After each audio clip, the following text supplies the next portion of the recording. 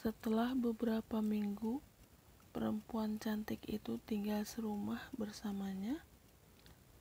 Pada suatu hari, lelaki itu melamar perempuan tersebut untuk jadi istrinya. Adik manis, tidak pantas jika sepasang lelaki dan perempuan tinggal serumah tanpa ada suatu ikatan, kata lelaki itu memulai pinangannya. Maukah kau menemaniku hidup selamanya di rumah ini?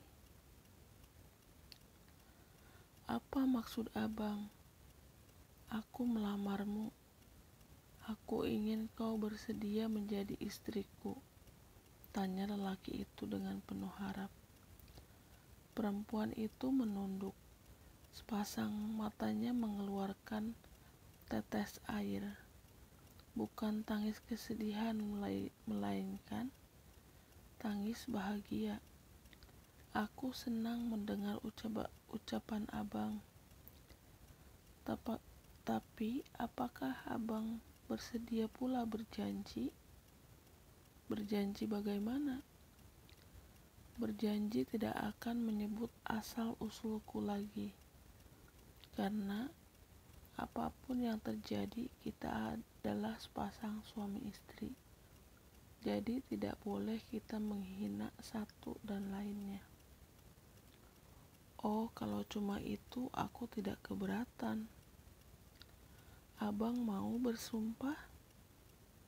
Lelaki itu mengacungkan jarinya ke atas dan berkata dengan suara mantap, aku toba, berjanji akan mencintai dan mengasihi istriku selama-lamanya dan tidak akan mengungkit-ungkit atau menyebut asal-usul istriku.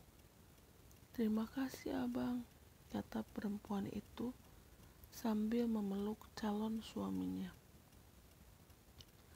Demikianlah perempuan itu kemudian menyatakan bersedia menerima lamarannya dengan syarat laki itu bersumpah dan bahwa seumur hidupnya dia tidak akan pernah mengungkit asal-usul istrinya yang berasal dari ikan. Selanjutnya mereka menikah, mengundang beberapa tetangga dan para tetua desa untuk menjadi saksi. Mereka hidup berbahagia. Namun setelah berumah tangga, sekian lama mereka belum dikaruniai seorang putra.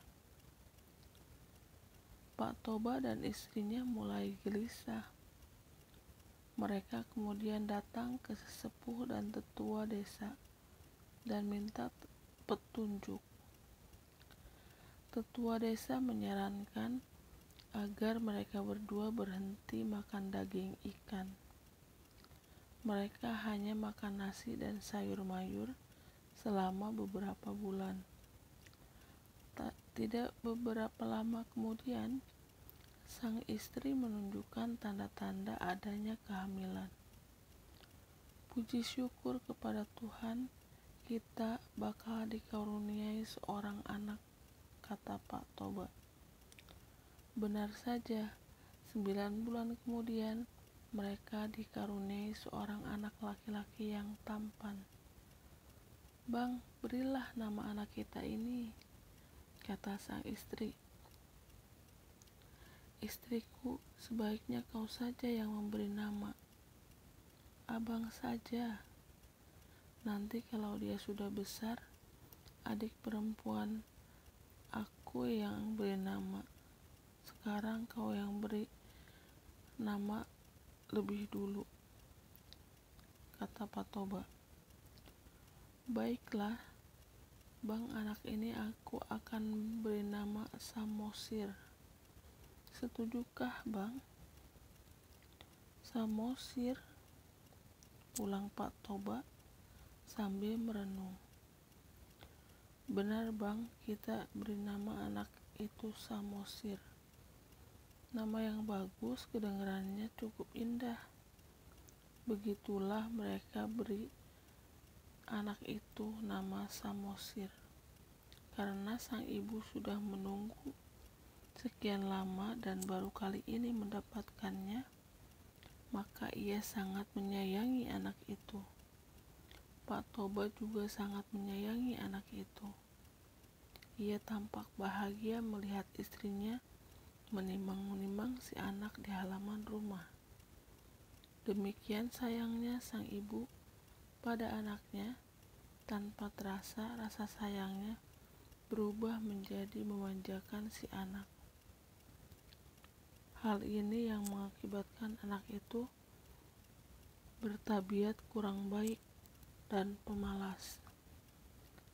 Setiap hari pekerjaannya hanya bermain-main saja.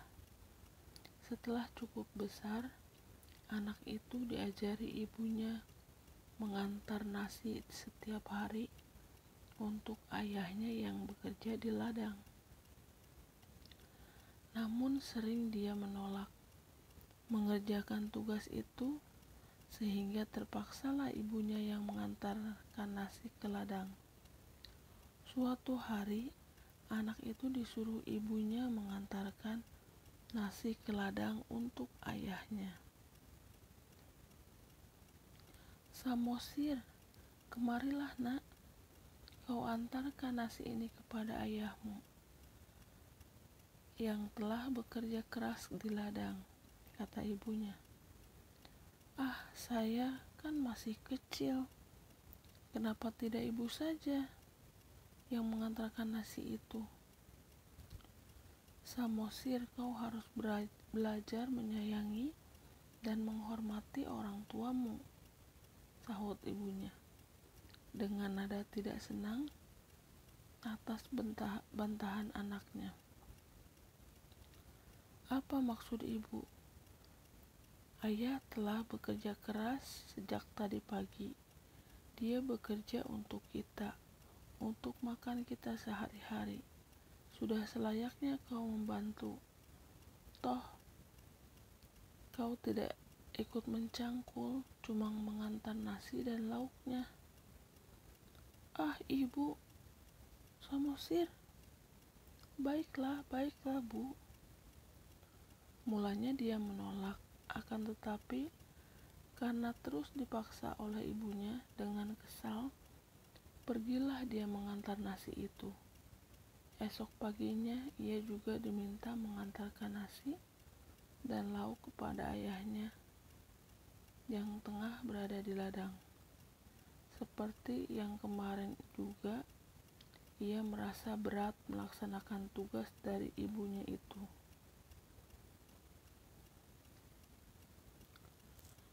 Pada suatu ketika, sang ibu masih tetap menyuruhnya lagi. Kali ini dia menolaknya mentah-mentah.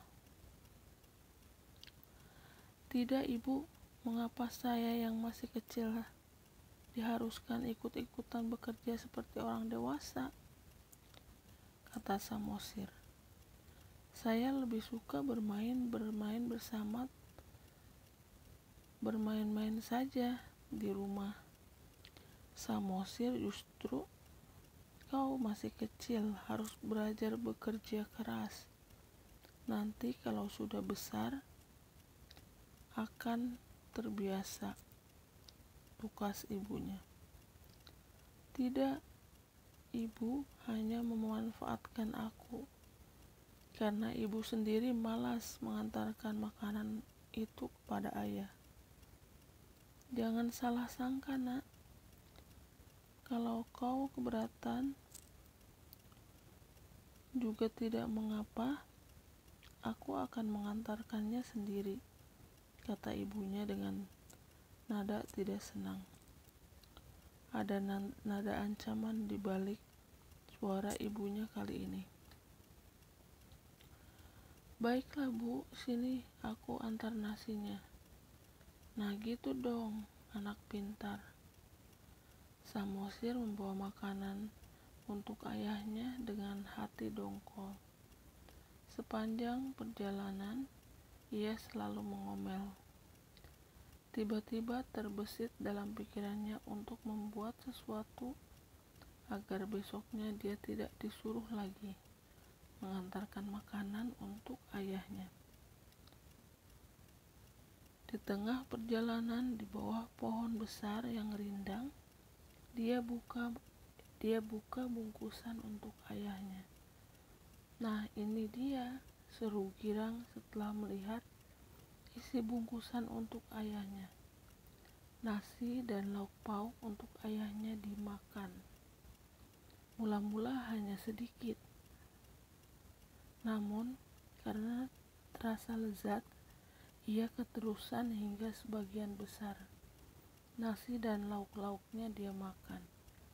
Setibanya di ladang, sisa nasi itu hanya tinggal sedikit.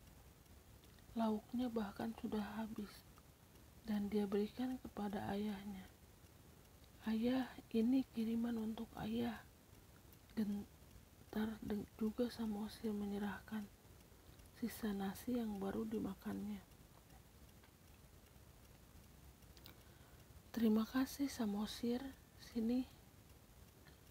Ayah sudah sangat lapar nih. Sedari pagi belum sarapan," sahut ayahnya,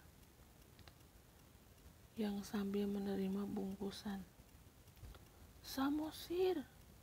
teriak ayahnya begitu melihat isi bungkusan yang hanya berupa sedikit nasi tanpa lauk pauk. "Iya ayah." "Kau kemanakan nasi dan lauknya?"